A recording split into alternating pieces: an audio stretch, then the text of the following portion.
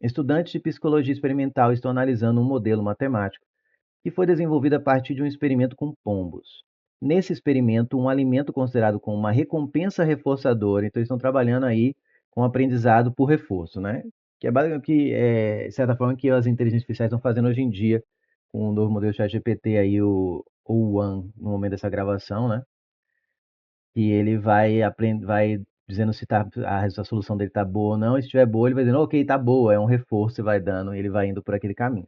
Aqui é a mesma ideia com pombos, né? Se ele faz o que você manda, você dá um alimento para ele, então ele vai aprendendo que é legal fazer aquilo. Isso é a recompensa reforçadora. Era fornecida em quantidades que, para as aves, com a possibilidade de atraso no tempo da entrega. Se você entrega logo em seguida, ele tem que falar que, oh, fiz muito bem.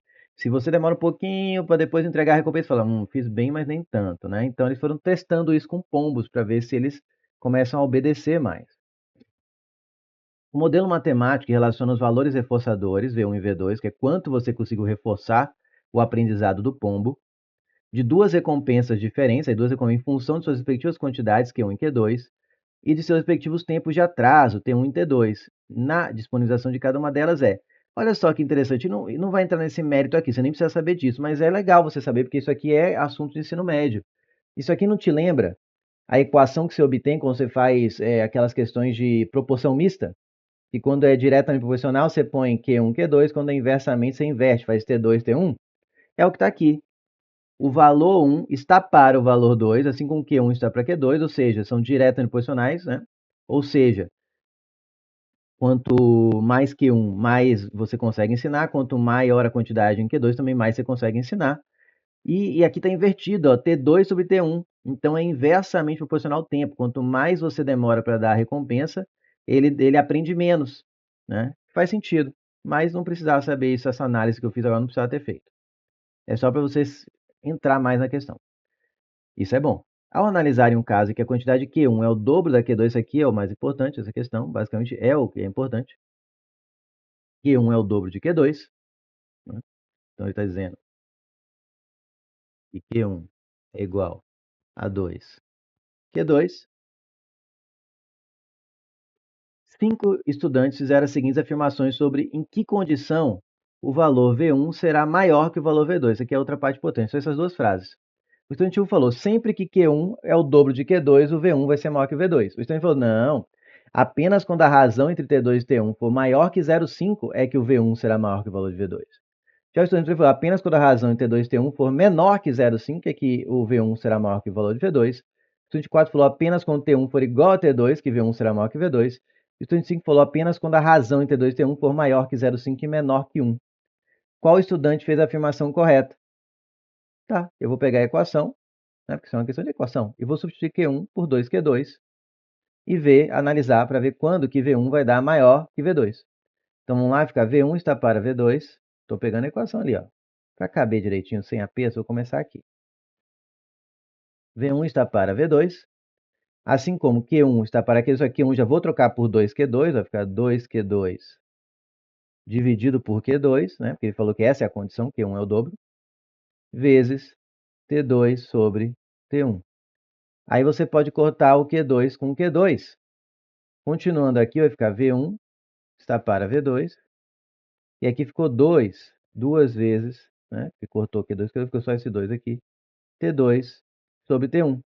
Aí você isola o V1, porque eu quero saber quando que V1 vai ser maior que V2. V1 vai ser igual a V2, né? Vezes, duas vezes, T2 sobre T1. Beleza, agora pensa comigo, agora em matematiquez aqui, ó. O V2 está sendo multiplicado por duas vezes o T2 sobre T1. Tá certo? Então, esse seria o fator que eu vou multiplicar o V2. V1 é igual a V2 vezes T2, T2 vezes 2 vezes T2 sobre T1. Pensa em matematiquez. Esse valor aqui que eu circulei tem que ser, que propriedade tem que ter para que o V1 seja maior que o V2? Quando eu multiplico um valor por um número maior do que 1, é porque quando eu pego, ó, vamos pegar um exemplo aqui. 2 vezes 2. Ele aumenta, ele vira 4. Quando eu multiplico por um número menor do que 1, por exemplo, vezes meio, ele diminui. O 2, ó, passa a ser 1, porque eu multipliquei com um número maior do que 1, ele aumenta. menor do que 1, ele diminui. Se eu quero que o V1 seja maior, se eu quero que o V1 seja maior do que o V2, não é que ele falou isso?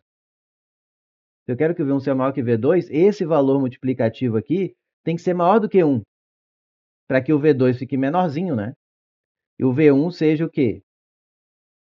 Não, falei errado? Falei certo. Falei certo.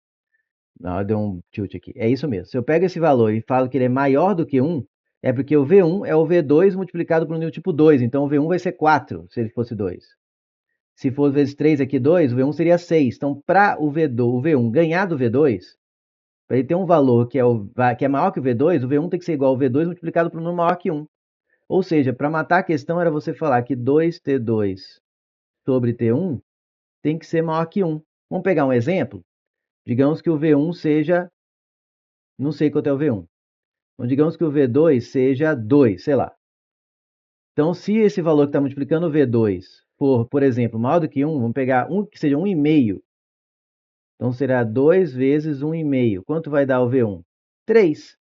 Que é maior que o V2? É, que o V2 era 2. Então, assim, qualquer número que eu escolhi aqui para esse fator multiplicativo do V2 que seja maior do que 1, faz o V1 ser maior do que o V2. Se for igual a 1, fica igual. Né? Se aqui fosse 1, seria V1 igual a V2. Percebe? Então, essa era a grande sacada. Perceber que esse fator que multiplica tem que ser maior do que 1. Agora você isola o T2 sobre T1, que é o 2 passar dividindo, 1 por 2 vai dar 0,5, e aqui é maior. Então, para que V1 seja maior que V2, a divisão entre T2 e T1, tem que ser maior que 0,5. Quem falou isso foi exatamente o estudante 2, gabarito, B de bola.